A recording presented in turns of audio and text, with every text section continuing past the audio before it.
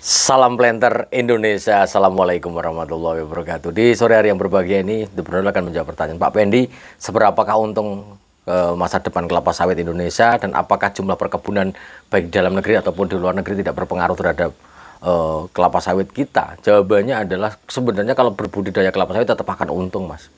Selama bahwa kita harganya di atas 1.500 sebenarnya masih untung walaupun sedikit marginnya. Namun ada hal yang harus disampaikan. Kenapa perkebunan semakin luas, apakah berpengaruh terhadap masyarakat? Jawabannya adalah bahwa tetap akan terserap 100%. Bahkan kita juga menghentikan ekspor, di mana bahwa serapan minyak goreng kita juga semakin besar.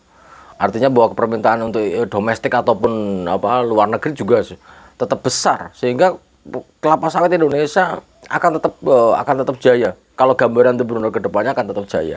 Alasan logis yang kedua adalah bahwa sekarang di mana pemerintah akan udah menggalakkan B50, B100 ke depannya yang relatif bahwa serapan energi yang terbarukan bermenggunakan sumber kelapa sawit juga akan semakin besar. Sehingga bagi para petani yang mau berbudidaya kelapa sawit nggak usah ragu-ragu. Yang penting adalah bagaimana kepastian dari produksi tanaman kelapa sawit kita itu adalah tinggi sebenarnya.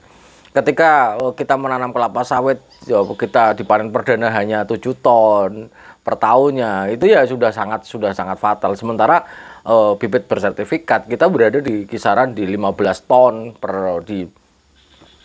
dipanen perdananya. Di tahun pertama, tahun keduanya masuk ke 19 sampai 21 ton. Ini masih sangat menguntungkan dengan harga 1.500.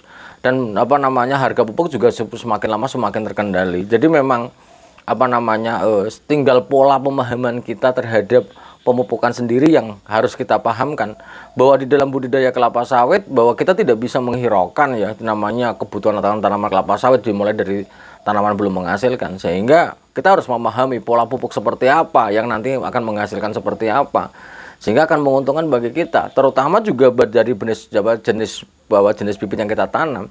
Jangan merusak investasi kita di budidaya kelapa sawit dengan menanam apel-apel, ya juga jangan. Yang tidak ada kepastian produksinya juga jangan. Sehingga kalau gambaran The Brunel ke depannya bahwa Indonesia malah akan menjadi sebuah negara adidaya energi yang menjadi sumber energi terbarukan di saat minyak bumi sudah mulai habis dan sebagainya, maka Indonesia akan muncul menjadi satu negara agraris yang menghasilkan minyak terbarukan terbesar di dunia, yaitu adalah minyak dari kelapa sawit itu sendiri. Terima kasih. Salam planter Indonesia. Assalamualaikum warahmatullahi wabarakatuh.